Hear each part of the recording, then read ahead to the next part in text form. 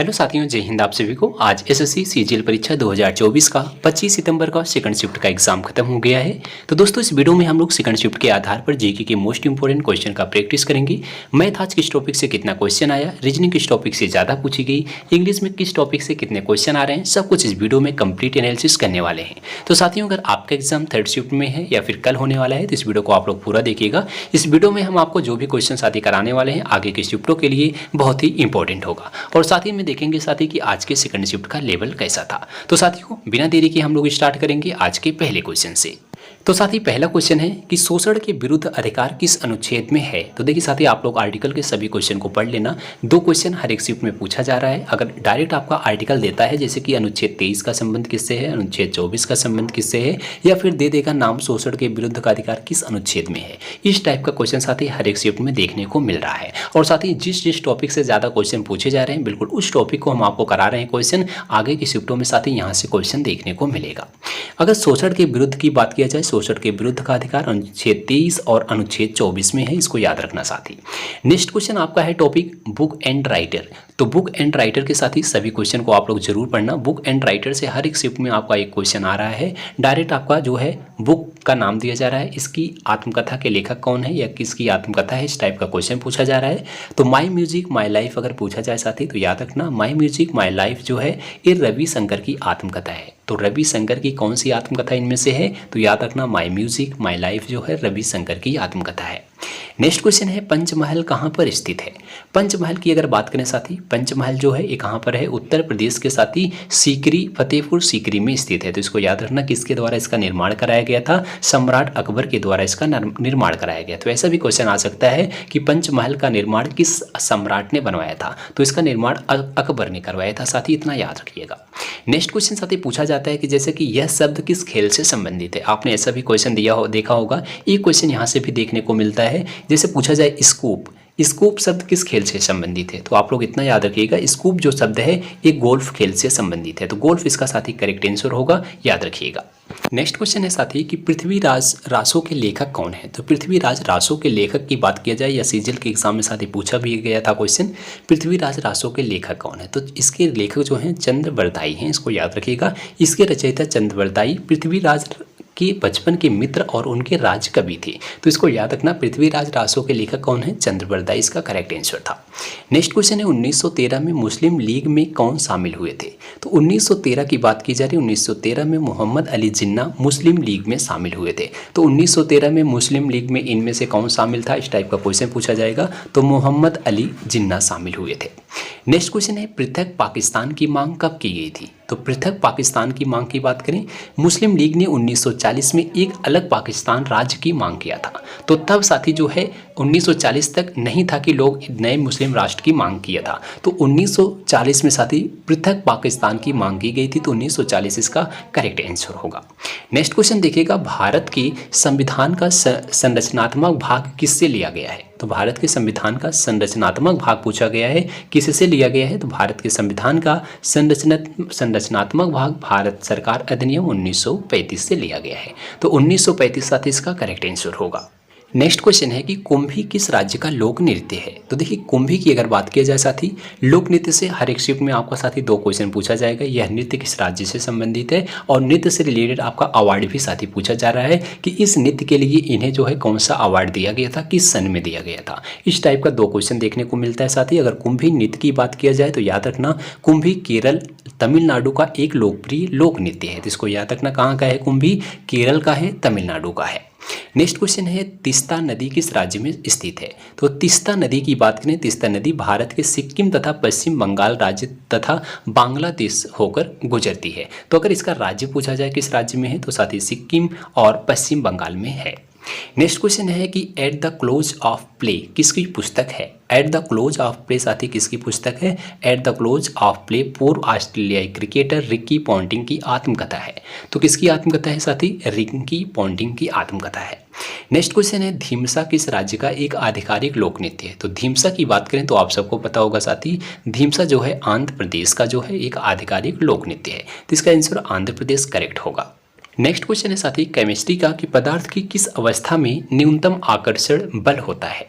तो देखिए पदार्थ की किस अवस्था में सबसे ज़्यादा न्यूनतम आकर्षण बल होता है साथी, याद रखिएगा इसमें साथी ठोस अवस्था में सबसे जो है न्यूनतम आकर्षण बल होता है। तो किसमें होता है, ठोस अवस्था में होता है। नेक्स्ट क्वेश्चन है तंजौर वाला सरस्वती का संबंध किस शास्त्रीय नृत्य से है। तंजौर वाला की अगर बात करें, तंजौर बाला सरस्वती एक भारतीय नर्तक हैं जो भरतनाट्यम शास्त्रीय नृत्य के लिए जानी जाती हैं। तो इनका संबंध किस नृत्य से है, तो भरतनाट्यम से है। नेक्स्ट क्वेश्चन है वाल्मीकि अंबेडकर आवास योजना कब शुरू की गई थी। तो देखिए वाल्मीकि अंबेडकर आवास योजना की बात करें, वाल्मीकि अंबेडकर आवास योजना की शुरुआत 2 दिसंबर 2001 को की गई थी। तो इसका आंसर साथी 2001 बिल्कुल करेक्ट होगा।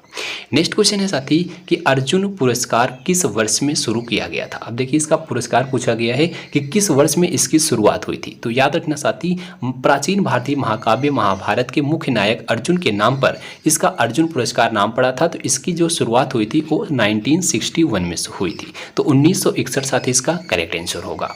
नेक्स्ट क्वेश्चन है साथी कि कौन सा अनुच्छेद आपातकाल लगने पर भी समाप्त नहीं होता है। तो ऐसा कौन सा अनुच्छेद है साथी जो आपातकाल लगने पर समाप्त नहीं होता है, तो अनुच्छेद 20 और 21 है।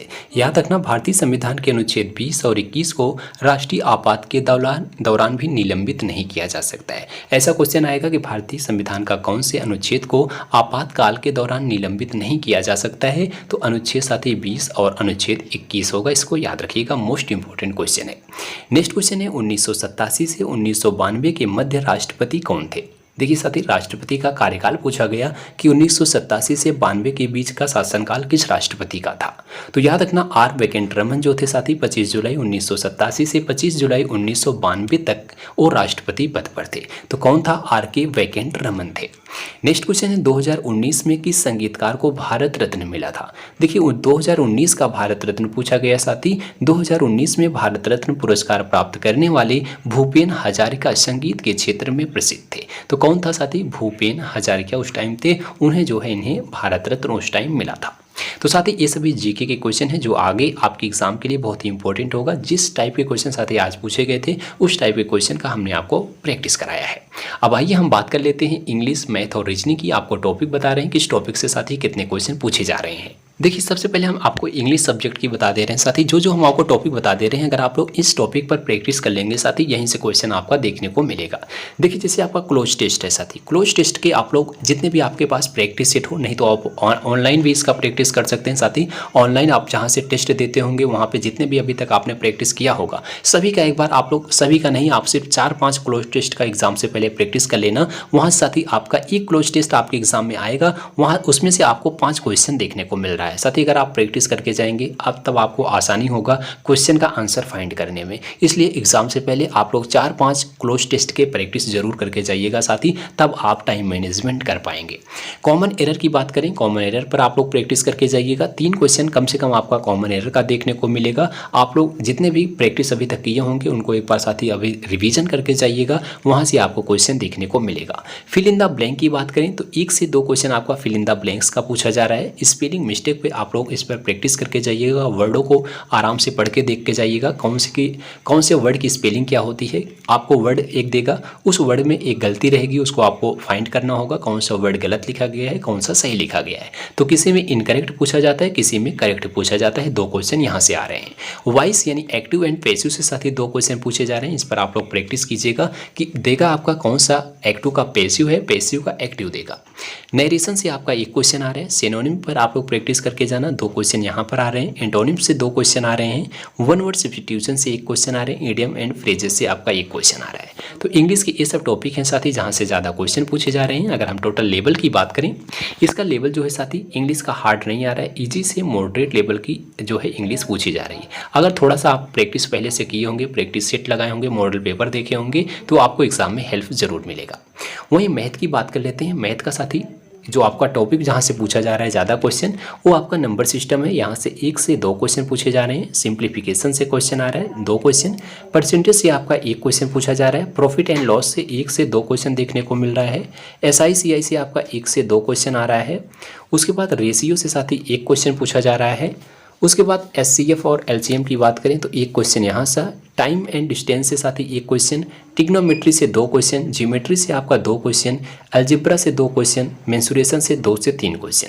तो इन सब टॉपिक को देख लीजिएगा। साथ ही जो एडवांस मैथ के क्वेश्चन है इसके लेवल थोड़ा सा हाई है, आप लोग इस पर ज़्यादा प्रैक्टिस कीजिएगा। टोटल अगर हम मैथ की बात करें तो मैथ का जो लेवल है साथ ही वो मॉडरेट से हार्ड लेवल है, यानी जो क्वेश्चन है वो थोड़ा सा कैलकुलेटिव पूछे जा रहे हैं। तो हो सकता है इसमें आपको टाइम मैनेजमेंट करने में थोड़ा सा प्रॉब्लम हो, अगर आप प्रैक्टिस किए होंगे तब आप टाइम मैनेजमेंट को कर पाएंगे। उसके बाद रीजनिंग की बात करें, रीजनिंग में साथ ही नंबर सिस्टम है जहाँ से एक क्वेश्चन पूछे जा रहे हैं, अल्फ़ाबेट सीरीज है यहाँ से एक क्वेश्चन पूछा जा रहा है, ब्लड रिलेशन है साथ ही ब्लड रिलेशन से आपके किसी शिफ्ट में एक क्वेश्चन आ रहा है, किसी शिफ्ट में 2 क्वेश्चन आ रहे हैं, एनालॉजी से आपका ज़्यादा से ज़्यादा 2 क्वेश्चन, डाइस से आपका 2 क्वेश्चन, सिमिलर सेट से 1 क्वेश्चन, कोडिंग डिकोडिंग से आपका साथ ही 3 क्वेश्चन, मैथमेटिकल ऑपरेशन से साथ ही 1 क्वेश्चन, ज़्यादा से ज़्यादा 2 क्वेश्चन आएगा, रैंकिंग के साथ ही आपका 1 क्वेश्चन, सिलॉक्स के आपके 2 क्वेश्चन, वर्ड फॉर्मेशन से 1 क्वेश्चन, फिगर सीरीज से 1 से 2 क्वेश्चन आ रहे हैं, फिगर काउंटिंग के साथ ही आकृतियों की गणना करना 2 क्वेश्चन, मिरर इमेज से 1 क्वेश्चन, ज़्यादा से ज़्यादा 2 क्वेश्चन आ रहे हैं, पर कटिंग एंड फोल्डिंग से साथ ही आपका 1 क्वेश्चन आ रहा है। तो रीजनिंग के इन सब टॉपिक को तैयार कीजिएगा, यहाँ से साथ ही क्वेश्चन पूछे जा रहे हैं। अगर रीजनिंग के लेवल की बात करें तो इसका लेवल साथ ही इजी से मॉडरेट लेवल है, अगर आप प्रैक्टिस किए होंगे तो आप सभी क्वेश्चन को साथ ही कर सकते हैं, ज़्यादा हार्ड नहीं पूछा जा रहा है। तो आज का साथ ही ये लेवल था। अगर आपका भी एग्जाम सेकंड शिफ्ट में था तो पूरा आप लोग एग्जाम का लेवल जरूर बताइएगा कि आज का लेवल साथ ही कैसा था, हार्ड था, ईजी था या फिर मॉडरेट था। आपके अनुसार साथ ही आज का लेवल बताइएगा। और आज के लिए साथ ही बस यहीं तक। जिनका एग्जाम साथ ही नेक्स्ट शिफ्ट में है या फिर अगले दिन है तो आप लोग इन सभी टॉपिक पर प्रैक्टिस करके जाइएगा, एग्जाम में क्वेश्चन देखने को मिलेगा। मिलते हैं साथ ही अगली वीडियो में, तब तक के लिए जय हिंद, जय भारत।